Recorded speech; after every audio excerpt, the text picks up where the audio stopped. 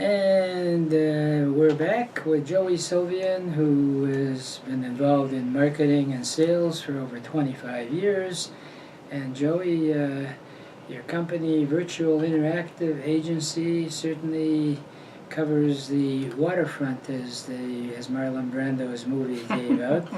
And that is that you virtually work it out so that you can have your clients interact with their ideal market, even when, like we were talking about before, a lot of times people have a startup idea, but they don't quite see what other areas that you can be involved with. And you have quite an impressive background. Do you want to share some of the clients that you dealt with? Sure. One of the companies was called Creatio, and they had I did a business plan for them to help them. They already had existing business in McDonald's.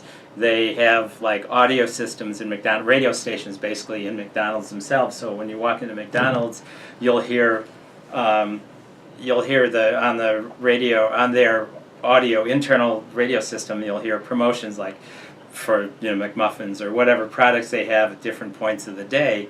So he set up these radio stations in McDonald's. It was under 100 McDonald's, total of 100, but some had video stations so you could look up at the monitor and see promotions. It would have music mixed with promotions for McDonald's own products. So I helped him write a business plan to expand his business and expand beyond those 100 stores and get more McDonald's owners to purchase his systems, whether it be the video or the audio systems or the TV and audio systems. So that's a sample of one client.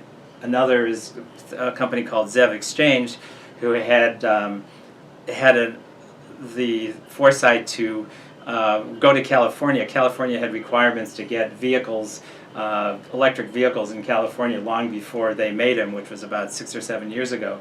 So they took golf carts and made them road ready by putting stoplights on them and a bunch of other modifications, and really ended up giving them to a whole thousands of them around California to fulfill the CARB credits, so the requirements for California to have the beginning of electric vehicles. So I helped them do their promotions, and if there was problems with the vehicles, they would call in and we'd help them fix them or tell them where to go to get it fixed. So that company was called Zev Exchange to get the CARB credits in California. And then I helped another local company, Max Your Gold.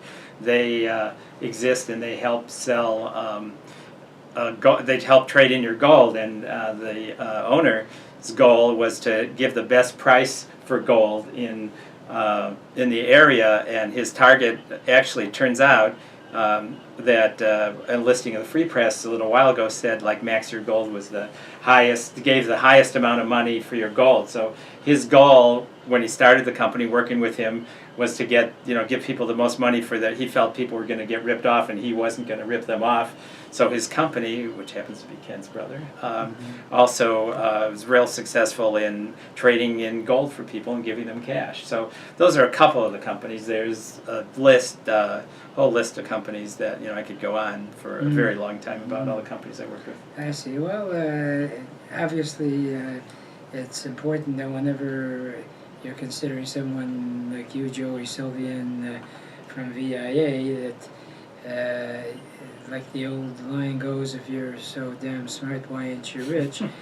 The equivalent of that is that if you're so good at marketing, who did you market for? So testimonials and actual hands-on type experience is vital if you're going to use someone in an area where many times it's a gray area. Well, how do I get this to market? And because of your technology background, you're able to use the latest in technology, and that's what your brand is. I wondered if we could take some of the considerations that if someone is considering a startup. Do you want to take us through some of the steps? All right. First of all, you have an idea. Is the idea viable? And the way you find out is, because you sit overnight, 3 a.m, you think of this great idea, and then you think, well, God, what was that? So the first step is to run it by your peers or friends. Is this idea good? Like maybe I have another way to to do a wine stopper, and there are already a bunch of wine stoppers that make your wine last for 3 or 4 days. Maybe you have an idea that will make it last longer, that make your wine stay fresh for 2 weeks, in which case you'd probably be king of the market. So you talk to people and say, do you think there's a market? Would you want your wine to last 2 weeks, for instance? This is just a methodology. So if so, what is this? You have an idea about how to make it, so you have to look into getting a patent on it. Is it worth? Talk to your friends. Is it worthwhile? Look into getting a patent on your design, but then also talk to people that may buy it, either consumers, a panel of consumers, your friends, but also talk to retailers. Would you sell this product? If you could get, which is not easy, to Bed Bath & Beyond, if you could get to some large big box stores or even smaller wine stores, is this a good idea? Would you sell it? Then you get a prototype of it made. You go to either prototyping place or find somebody who knows how to make prototypes of this thing. In fact, not to interrupt, but one of our contacts is that very concept, where now there's in Allen Park, we work with this prototype company. They have everything in place. You just walk in, and they got all the expensive equipment that you need, and you can make Great. your prototype. Great. And you don't want to skip one of the most important parts, that whenever you have an idea, is that you should identify what dollars and cents market there is out there. There are people that have come to our Gateway Inventors Group, that we have our meetings the first Tuesday of each month, or our monthly meetings that we usually try to have on Tuesday nights. And they say, oh, I got this great idea. Well, how much of a market is there? How many people do you anticipate buying? No one can know right from the get-go how much it is. But all right, if you're going to spend all that time and money, at the end of the rainbow, so to speak, is there going to be enough money to cover what you're going into? And another tip, since you brought it up, as far as evaluation of whether the idea has merit, is bundle your idea with maybe someone who's doing an exhibit at a trade show. A lot of these trade show companies will allow you to sort of tag on to an existing exhibitor. This is a very thin area. Some of these trade show companies do not want more than one exhibitor at the booth. Or, it may sound hokey, but these weekend flea markets where you have tons of people walking through, those are very inexpensive, and it's a good way of getting it done. The last thing you don't want to do is just depend on good friends and family as to their guidance, because they don't want to upset your feelings. And there's a great saying that I like to quote, I call them an Ikeism, and that is, a true friend will tell you what you need to hear. A false friend will tell you what you want to hear. And there's someone as good at marketing as you are going to say, hey, wait a minute, slow down for a minute. As far as any other testing of the ideas, you can at least say, why don't you try it out in such and such an area.